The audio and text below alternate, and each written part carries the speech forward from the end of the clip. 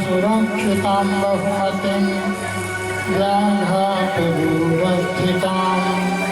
आनीतां तु निजाक्षरेषु मनसो भौमापिबन्त्वन्महं पितानां नमो नमः। तत्रैव गङ्गा यमुना च वेणी गोपितोगानकथा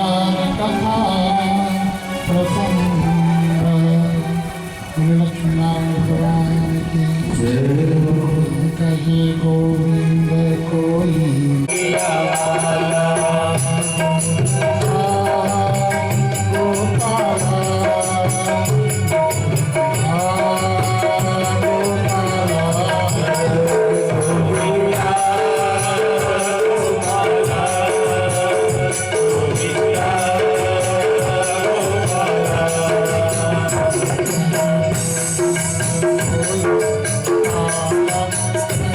Oh,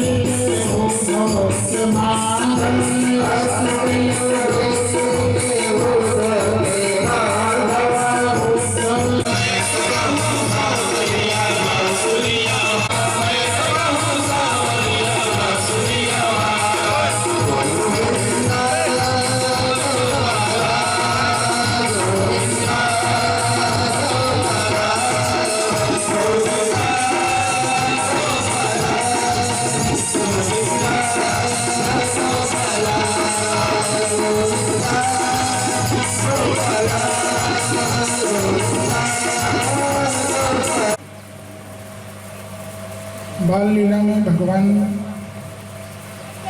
कल हम लोग श्रवण कर रहे थे गोवर्धन लीला। देवराज इंद्र की पूजा को रोक करके भगवान ने गोवर्धन की पूजा करी। गोवर्धन माने समझ रहे हैं ना? गोवर्धन माने पहाड़ में, गोवर्धन माने भगवान। इंद्रियों का स्वामी, इंद्रियों का स्वामी कौन है? कहते हैं ऋषिकेश, कहते हैं ऋषिकेश माने भगवान। इंद्रियों के भोक्ता हैं देवता, और मालिक कौन है? भगवान। हमारे यहाँ गोस्वामी जी ने उत्तरकांड में व्यंग लिखा कि इंद्रिय द्वार झरो खाना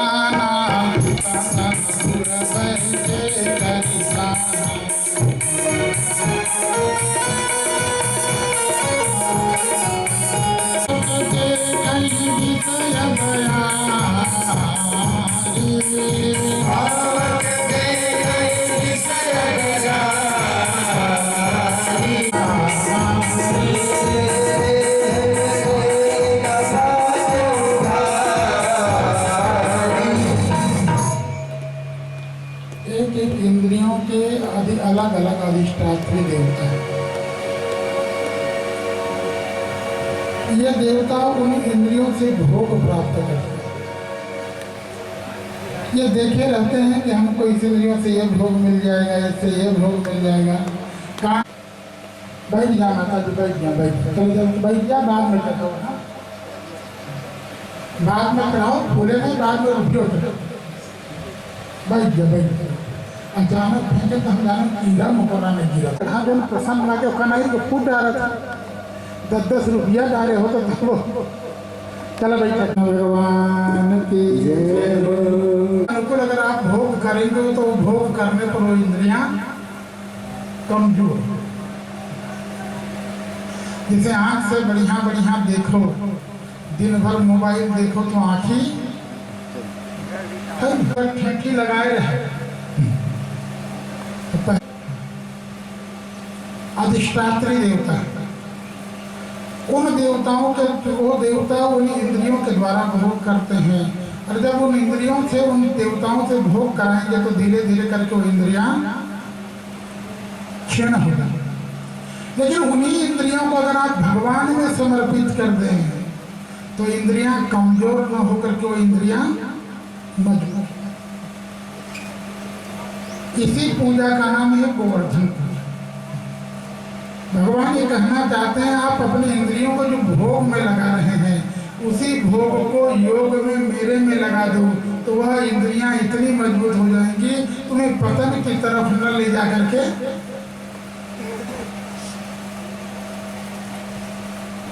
कल्याणकारक कर देंगे। भाई यही ना ब्रह्मचर्य है। ब्रह्मचर्य का मतलब ये नहीं कि खाली पति पत्नी वाला। ब्रह्मचर्य का मतलब कान के द्वारा ब्रह्मचर्य हो कि हम भगवान की कथा के सिवाय कोई अश्लील गाना नहीं सुनेंगे। आंखों के द्वारा ब्रह्मचर्य हो कि आज के बाद दुनिया की इधर उधर की चीज देखते थे, अब इनको न देख करके अगर हम कोई चीज देखें तो भगवान का ये दर्शन करें, भगवान के भक्तों का दर्शन करें। सूंघने में कहते हैं इधर उधर का हम सेंट अब नहीं सूंघेंगे तो कहते हैं तुलसी का जो सुगंध निकल रहा है ठाकुर जी के चरण।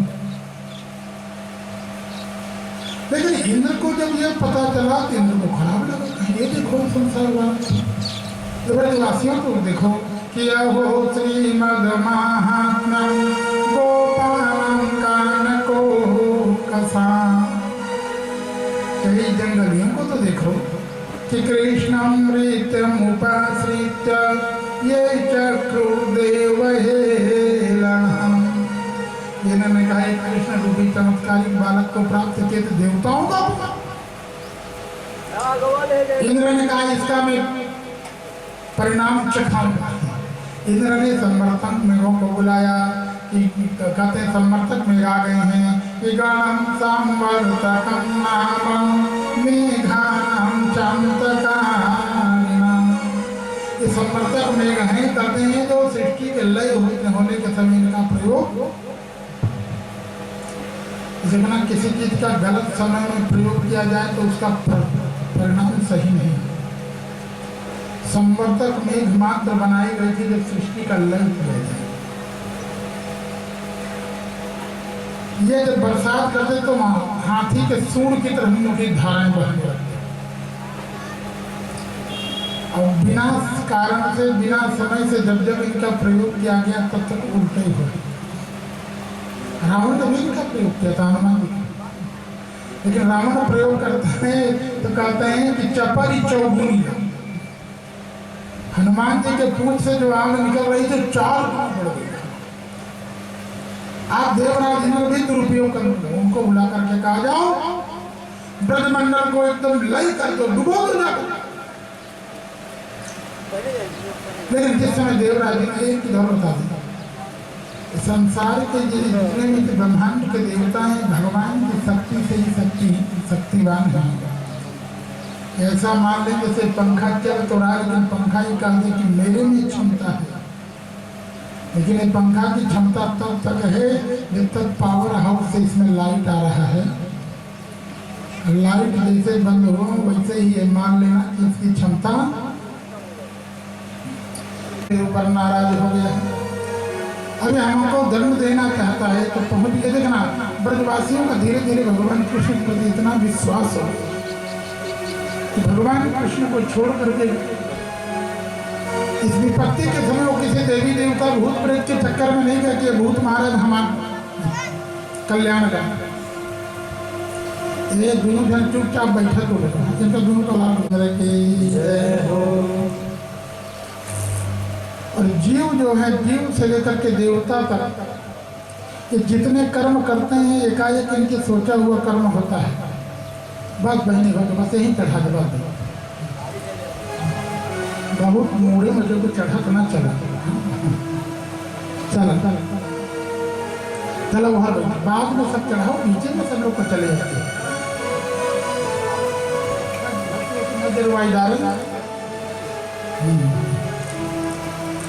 बोले कृष्ण भगवान की जय। ये भी लोक परंपरा से बहुत रोका नहीं जा सकता। एक लोक परंपरा हर जगह की थोड़ा डिस्टर्ब होता है तो कह देता चलो बैठ जा बहनी जा बैठ जा उनको मुड़े में बहुत ना चला बैठ हाँ बैठ जा बैठ।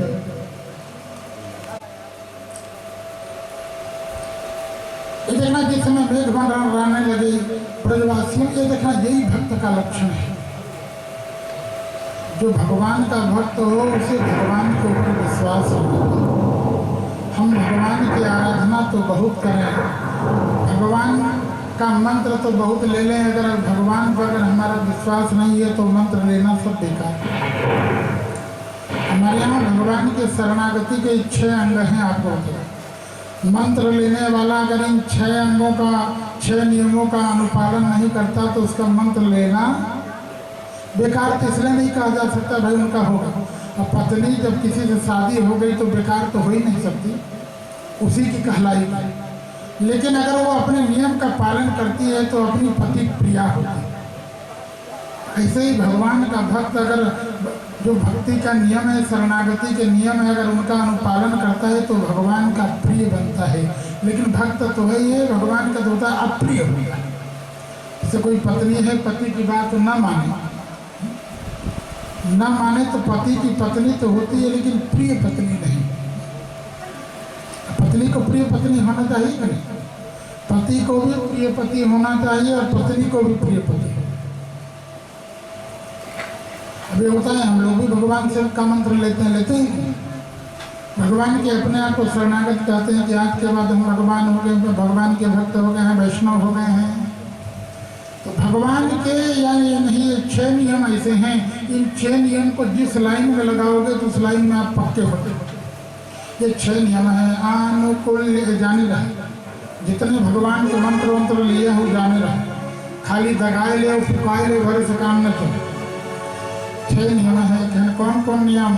उनका अनुकूल्य संकल्प प्रातिकूल्य वर्जनम रक्षिष्यति विश्वासो गोत्रीत्व वर्णम तथा वाक्पनिक्षेपकार्पण्ये षड्विधा शरणागति।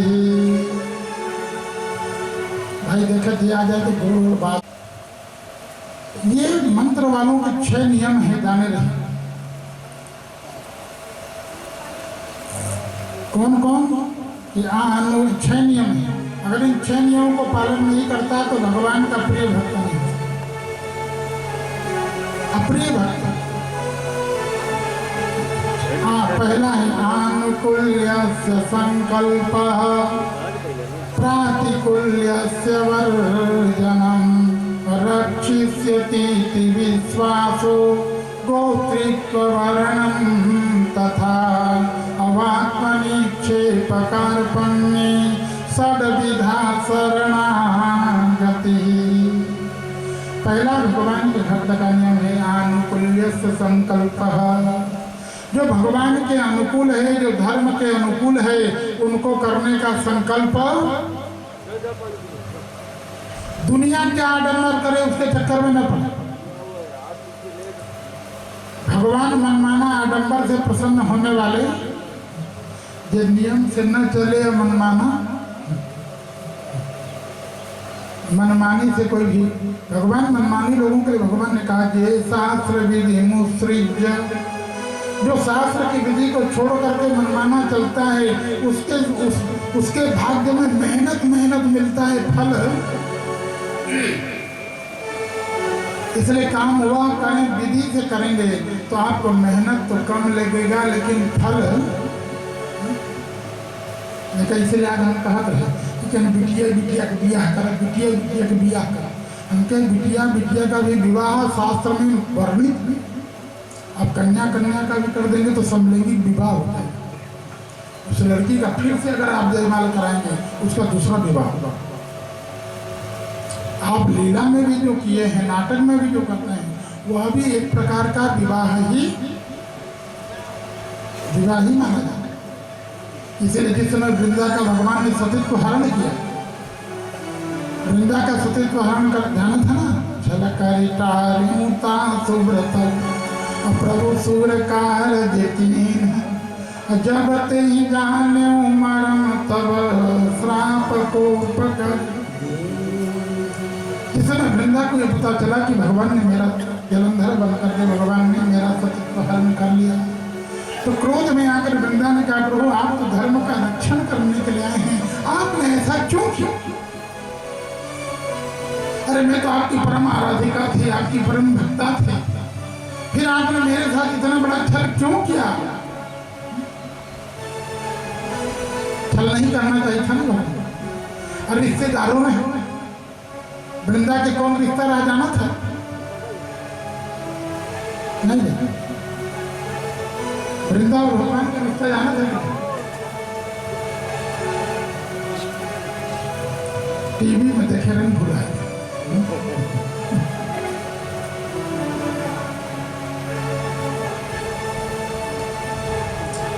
वृंदा भगवान के सरहद है। सरहद समझा था ना? कहाँ सरहद समझते हैं कि नहीं? भगवान का साला रहा, जलंधर साला है, तो साला की मेहरारू का हुई सरहद। अरे वो बेचारी देखा इस बगल में कहते हैं सरहद, कहते हैं सड़वाई।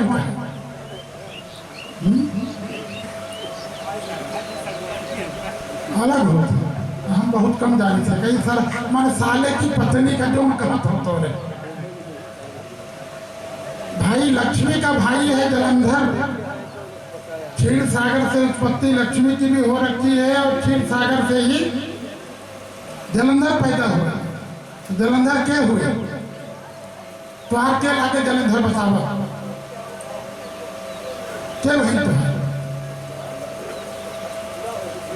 तो मफन ना जाना है। जलंधर तो हर मामा बहन ना तो हर वृंदा तो हर हुई मामी। जो तो मामा मामी ना जाना तो कस कर। हमारे यहाँ देखना इसलिए इंटरनेशनल मामा हम लोग मानते हैं चंदा को। चंदा भी कहाँ से पैदा हुआ? सागर से। लक्ष्मी का भाई हुआ इसलिए अब लड़के ही चली गई। तो बचपन में माताएं बुढ़िया दाई कहती थी चंदा मामा दूर के क्यों मामा बने? इसलिए कि कहते हैं हमारी माँ का वो भाई था इसलिए चंदा मामा। पहले तो कौन दूसरा मामा ना कहते। तो आपको बता दें जैसे ही वृंदा को ये पता चला कि भगवान ने हमारा सतीत्व हरण कर लिया, क्रोध के मारे लाल होकर कहते हैं प्रभु आपको ऐसा नहीं करना चाहिए, आप धर्म के रक्षक हैं। अरे आपका तो अवतार तब होता है कि जब जब हो ही धर्म के हानि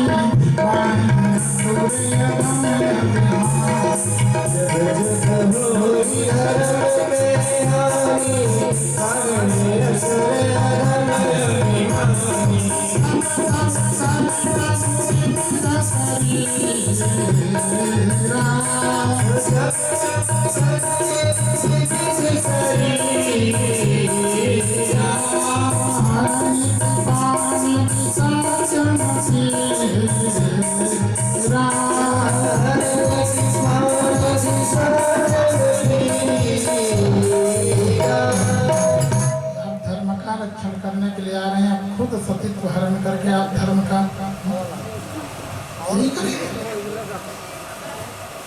भगवान ने कहा वृंदा नाराज ना, अपराधी मैं नहीं हूं, अपराधी तू है। वृंदा ने कहा कैसे इज्जत तू ले और अपराधी में।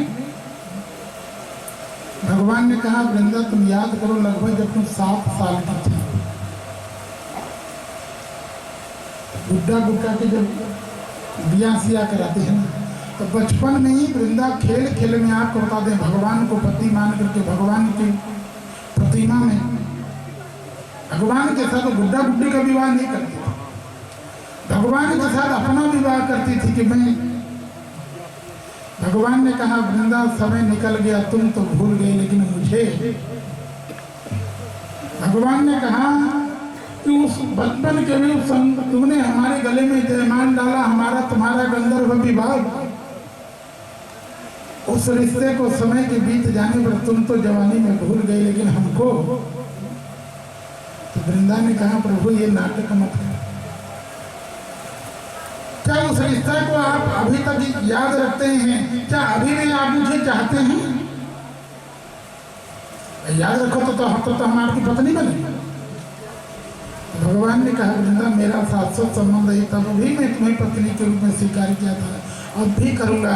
लेकिन वर्तमान में तुम जलंधर की पत्नी बन रखी हो, लेकिन तुम आज भी मुझे प्रिय हो। इसलिए देखना वृंदा ने श्राप दिया था जाए आप जड़ हो जाए, तो भगवान ने कहा तुम झाड़ी हो जाओ। भगवान जड़ रूप में शालिग्राम बने, जड़ रूप में शालिग्राम बने और झाड़ी के रूप में वो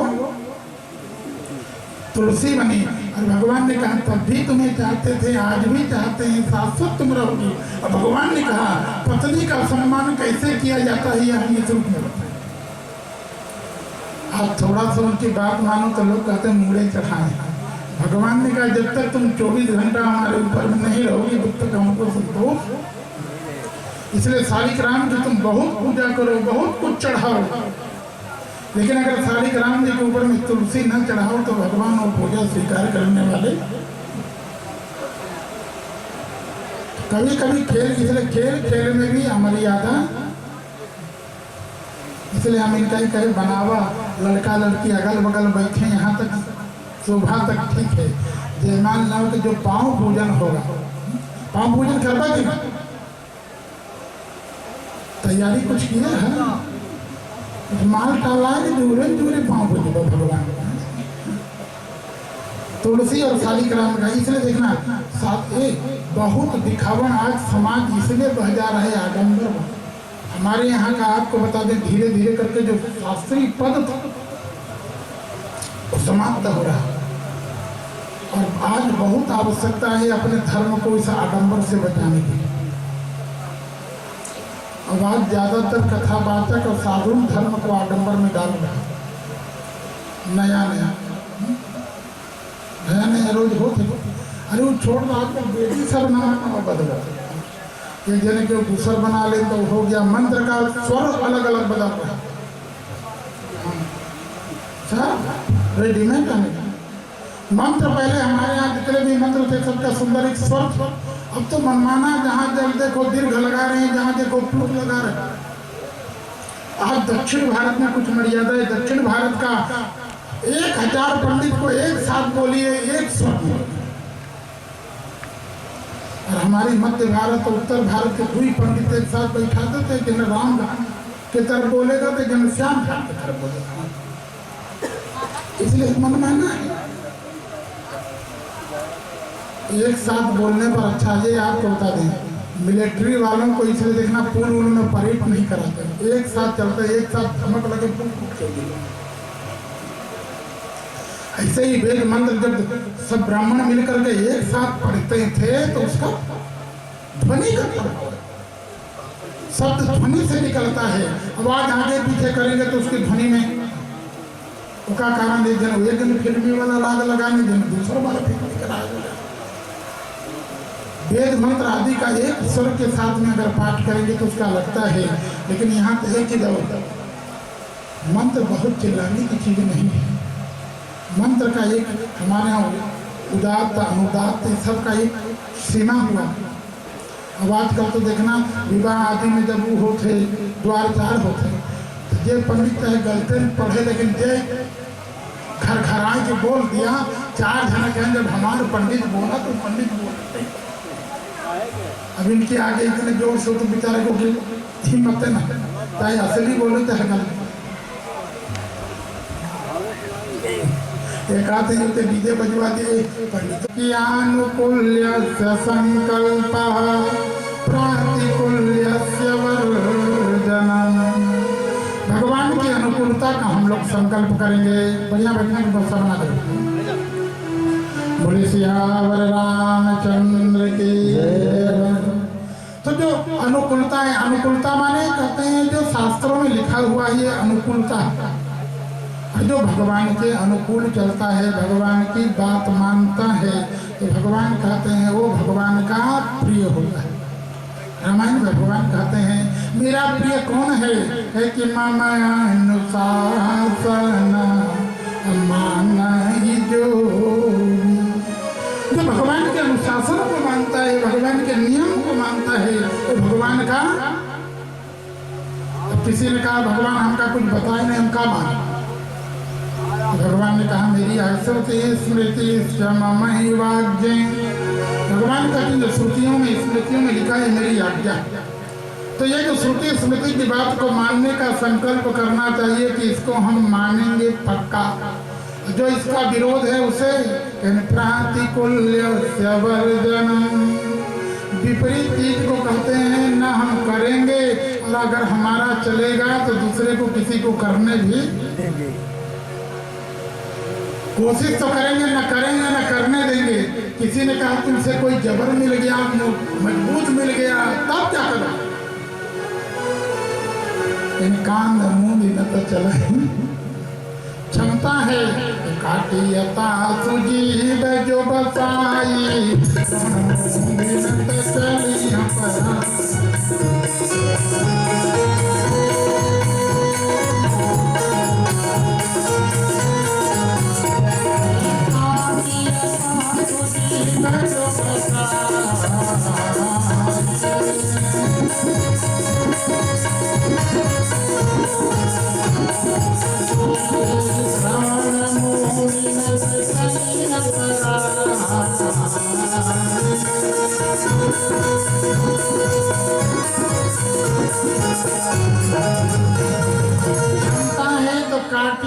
जो गलत करने जा रहा है उसका जीभ खींच लेंगे, काट लेंगे। न क्षमता है तो यही प्रातिकूल्य। जैसे विभीषण आदि पहले भी भगवान के भक्त थे, लेकिन भक्ति में कम थे। जब तक हनुमान जी रूपी गुरु उनको नहीं मिला तब तक भक्ति तो करता था, लेकिन डरता था। जब हनुमान जी से मुलाकात हुई तो हनुमान जी ने कहा हाल चाल अपना बताओ। कि हम क्या बताएं महाराज, जिमी दसनी ने महाजीव है विचार। हनुमान जी ने कहा आप अपनी स्थिति समझ नहीं रहे, जीव कमजोर नहीं है, उसने आपने अपने आप को कमजोर मान लिया है। जिस दिन आप चाह लेंगे तब ठीक होगा। अरे भगवान के ऊपर विश्वास करो। जब तक भगवान के ऊपर विश्वास नहीं है तब तक की आपकी यही स्थिति है। ठाकुर जी के ऊपर विश्वास हो जाएगा तो आपको ऐसा नहीं है। देखना, जब तक हनुमान जी नहीं मिले थे तब तक विभीषण भक्ति तो करते थे, लेकिन रावण का विरोध करने की क्षमता नहीं। और हनुमान जी ने कह दिया कि जब तक गलत काम का समर्थन कर रहे हैं, गलत काम को चुपचाप स्वीकार कर रहे हैं, तब तक ये तुम्हारी भक्ति का तुमको भगवान पर विश्वास है नहीं। हनुमान जी रूपी गुरु पाए तो विभीषण एकदम कूद गए। ये परीक्षण भी हनुमान जी के सामने हो। जिस समय हनुमान जी को पकड़ करके ले गए वहां पर, और रावण ने आदेश कर दिया। रावण ने कहा कि इसको मृत्यु दंड दे दिया जाए। बताएं गलत हो रहा है। विभीषण बैठे थे, तुरंत विभीषण खड़े हो गए। उन्होंने कहा कि आन दंड का चुकाने ठीक नहीं कर रहा, विरोध करना शुरू कर। अभी तक बोलने की क्षमता नहीं थी, लेकिन बोलना तो ये है प्रातिकूल्य वर्जन। तीसरा लक्षण है विश्वासो, भगवान हमारा रक्षण करेंगे इसका दृढ़ विश्वास है। हम आज भगवान की शरणागति तो करते हैं, भगवान के शरण में तो जाते हैं, लेकिन हमको अपने भगवान पर विश्वास है। जब विश्वास नहीं है तब यादृशी भावनायस्य सिद्धिर्भवति तादृशी। भगवान के प्रति विश्वास नहीं होगा तो आपको बता दें आपका तो सिद्धि मिलने वाली। चौथा है कि गोप्रीत्व वर्णन तथा, हर इंद्रियों के द्वारा भगवान का वर्णन करना चाहिए। भगवान की शरणागति का मतलब है कि हमारी जितनी भी इंद्रियां हैं, कान के द्वारा, नाक के द्वारा, जो कर्म इंद्रियां हैं, इन हर इंद्रियों को भगवान में लगा दें कि इनका संबंध अब किसी से है तो परमात्मा से। उसके बाद आत्मनिक्षेप करते रहे। अरे दिन में नहीं, कम से कम रात को सोते समय तो एक बार चिंतन कर लो कि जिस नियम में हमको चलना चाहिए उस नियम में हम चल रहे हैं या एक लोग। आज हमारी हिंदू संस्कृति में पॉजिटिव सोच नहीं है। हम लोगों की सोच क्या है जानते हैं? नेगेटिव। समझ रहे हैं कि नहीं? जैसे कोई है एकादशी, सुबेरे सुबेरे धोखा से चला आदत होती है। जैसे कोनो दुकान में गए, बहुत जन की आदत है चना उठा कुटरे ला। अब एकादशी के ध्यान नहीं है, जो ठुकुटुर ली। उसके बाद कहना तो चना चबाए लिए है तो ले आओ नमकीन हो गया। कहते हैं तो चना चबाए लिए, अन्न खा लिए तो नमकीन ले आए। ये नेगेटिव सोच। अरे चना नहीं, आप एक टाइम का भोजन कर लीजिए, एक नहीं 2 टाइम का भोजन कर लीजिए। सुबेरे भी नाश्ता कर लीजिए, दोपहर में भी भोजन कर लीजिए, लेकिन शाम को 5 बजे भी अगर आपको पता चल जाए आज एकादशी है, कह दे बस अब एकादशी जब जान जाओ तब से पॉजिटिव इतना कहा कि अब खा लिए है तब हमारे गोस्वामी जी कहते हैं अब नमसानी अब नमसानी। अरे जो बिगड़ा अनजान के कारण हमने खा लिया है, अब जान गए हैं तो ये आत्मनिश्चय जो अंतिम में कार्पण्यता होनी चाहिए। ये देखना ब्रजवासियों का कितना विश्वास था, चारों तरफ से मेघ जिस समय मंडराने लगे और किसी देवी देवता को पुकार सकते थे, लेकिन ब्रजवासी भगवान के पास में गए। भगवान से उन्होंने दो टूक कहा कि कृष्ण कृष्ण महाभाग त्वन्नाथं गोकुलम प्रभु। उन्होंने कहा हे कृष्ण हे क्या कहने हे महाभाग, हे कहते हैं कि प्रभु, कहते हैं त्वन्नाथं गोकुलम प्रभु। और बाकी लोगों का स्वामी कोई दूसरा होगा, लेकिन हमारे गोकुल वासियों के, हमारे ब्रजवासियों के स्वामी तो तुम हो। तुमको छोड़ करके विपत्ति में भी हम किसी को पुकारने वाले, मानना सबको चाहिए, लेकिन विपत्ति में आस एक से लगा।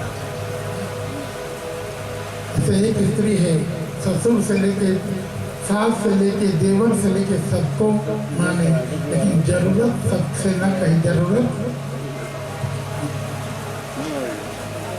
ये नहीं कि दे क्या मन करे वही दे। लेकिन आज ये ब्रजवासी ने कहा इसलिए तुम्हारी देवाना को पिता भक्त सलाह। उन्होंने कहा प्रभु आपके कहने पर हमने गोवर्धन की पूजा कर दी, देखो इसलिए वो कुपित हो गया है। इसलिए इस विषम परिस्थिति में आप हमारा रक्षण करें, हम आपको छोड़ करके कहाँ जाए। इसलिए सब लोग शरणागति भगवान को करते हैं कि प्रभु हम भी शरणागत हैं, स्वीकार करो तो जाने। प्रभु हम भी शरणागत हैं, स्वीकार करो तो जाने।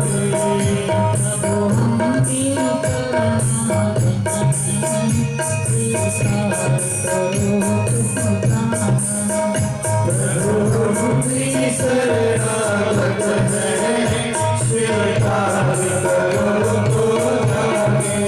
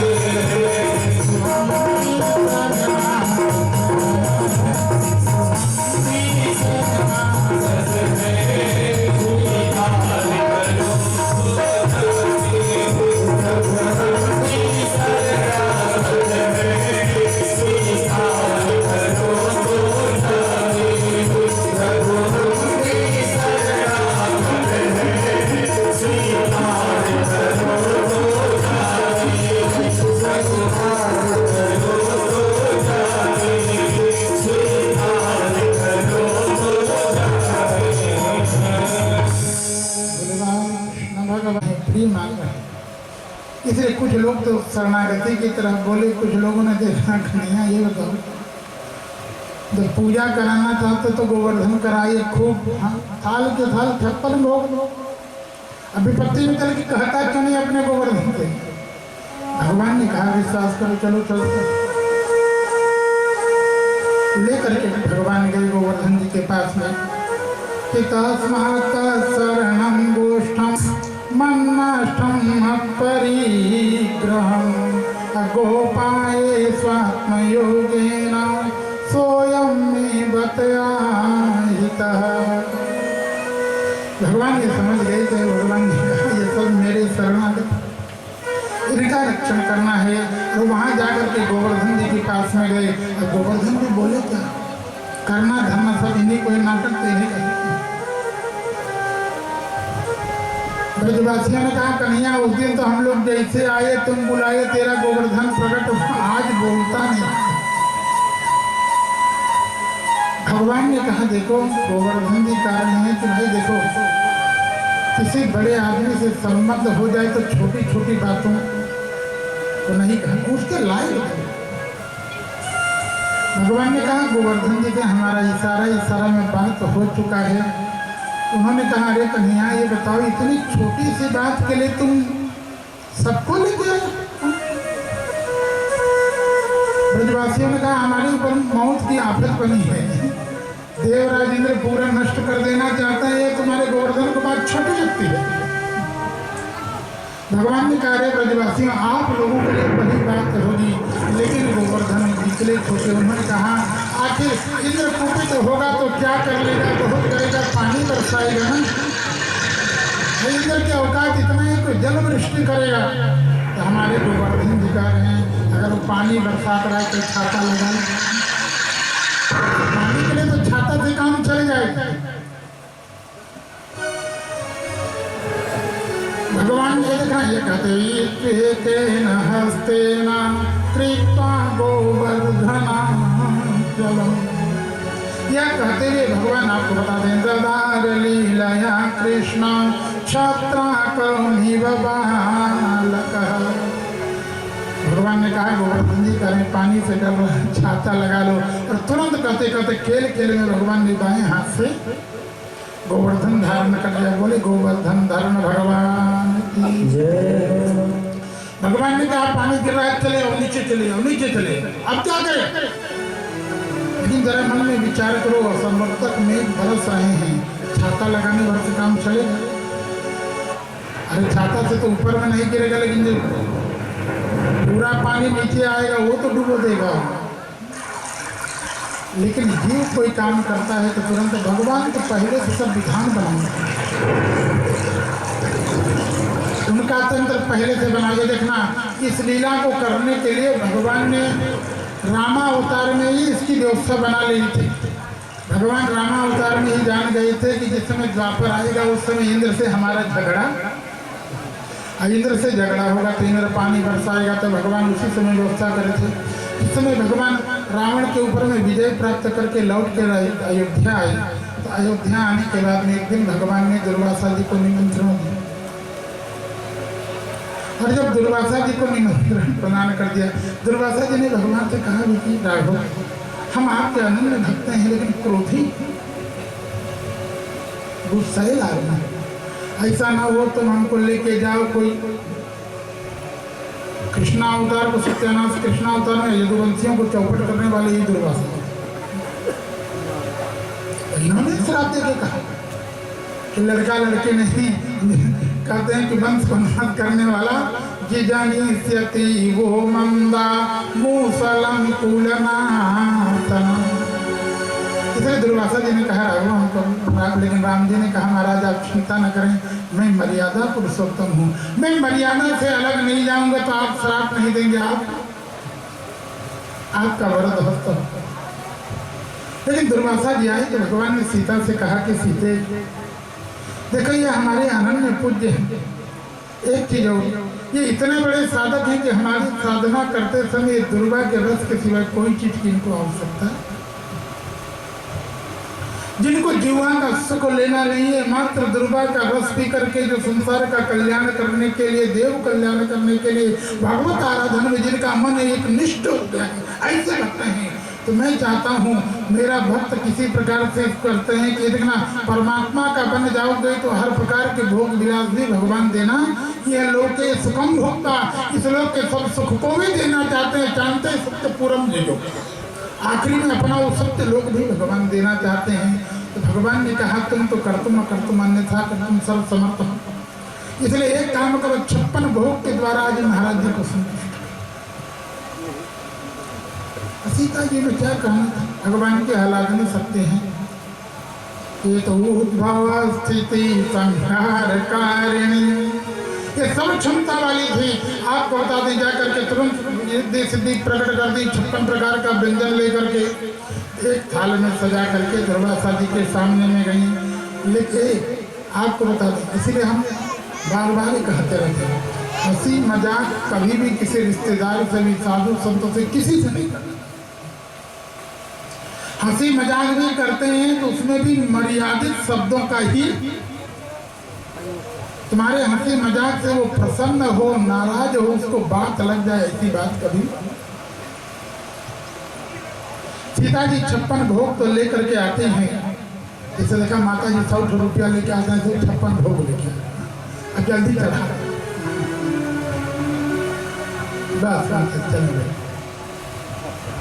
बोले सियावर रामचंद्र की 56 भोग लेकर के माता जी गई। लेकिन देते समय उन्होंने कहा, महाराज जी आप दुर्गा का रस लेने वाले हैं, आज एक खड़रस के द्वारा 56 व्यंजन बना है। आज दुर्वासा जी को लगा, दुर्वासा जी कहना बता यही खड़रस पिलाएं तो हमको मिले बताना। दुर्वासा जी ने कहा, माता जी आज पता चलेगा आपको। अगर आपको अपने में बड़ा यह है कि मैं साक्षात अन्नपूर्णा हूँ, तो दुर्वासों की कमजोर नहीं है, जो हो जाए अन्न नहीं मन। जैसे ही माता जी 56 व्यंजन रख करके गई, माता जी को लगा कि बाबा जी के अब इतना बनाए, थोड़ा थोड़ा भी लें तो पेट भर जाए। लौट के आई तो एक को कुछ बचा नहीं, तो सब इकट्ठा मिलाए के, अरे कितना व्यंजन हो तो जो जिसका सामान जैसे हो, चावल दाल है सब्जी है, मिला के ले तो ठीक। और दुर्वासों जी एक दही में एक दोनों में एक दोनों उठा के माता जी आके देखे तो माता जी कहीं देखे बाबा हमें को दिखाने लगा। माता जी भी हमें तो रूप प्रकट होते ही का अनेक रूप में माता जी हो गई। स्वयं अन्नपूर्णा के रूप में विराजमान होकर बैठ गए कि अन्न घटने वाला। अब अनेक रूप में होकर के, लेकिन अभी तक एक दोनों एक कटोरी चलत रहा। जब माता जी थाल के थाल देती थी तो दुर्वासों की अभी तक कटोरी हटा करके पूरे थाली कटोरी के साथ में भीतर जाने लगा। न माता जी के घटे न दुर्वासा जी का घर। सीता जी का राम जी से जन बुलाए दिया, देखे ही पूरे नहीं पड़ता। राम जी ने कहा सीते कुछ गड़बड़ी हो गई लगता है। सीता जी ने कहा कुछ नहीं, खाली इतने कहे महाराज दुर्गा पियत रहे, दुर्गा का साथ मऊ जलाई जाए। इसी में लग उन्होंने सीते चिंता न करो, क्रम तुम चालू रखो। युक्ति मर्यादा एक नहीं, इसीलिए भगवान राम को मर्यादा पुरुषोत्तम कहा। राम जी आई, इधर दुर्वासा जी का पूरा थाल की थाल जा रहा था, बगल से आकर के बार बार भगवान साष्टांग प्रणाम शुरू कर दिया। जब बार बार साष्टांग प्रणाम जिस समय प्रारंभ होने लगा तो दुर्वासा जी समझ के कुछ बात है। दुर्वासा जी ने इशारा किया तो दुर्वासा जी से भगवान ने कहा कि महाराज हम आप दोनों वाले में हम कुछ बोलने वाले नहीं। आप भी कमजोर नहीं है और वो कमजोर नहीं है।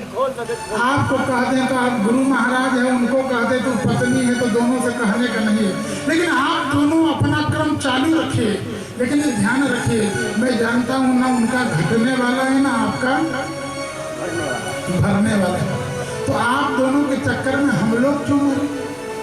भाई नियम तो यह है कि दरवाजे पर कोई ब्राह्मण आए, साधु आया, प्रसाद पाले तब जा करके घर वाले प्रसाद पाए। लेकिन आपका तो भरना नहीं, अब का जाने कितने दिन चले, अब वो भी हार मारने वाली नहीं है। तो अगर आप दोनों का आदेश हो तो एक कोना में बैठ के हम लोग, एक कोना में हम लोग बैठ गए।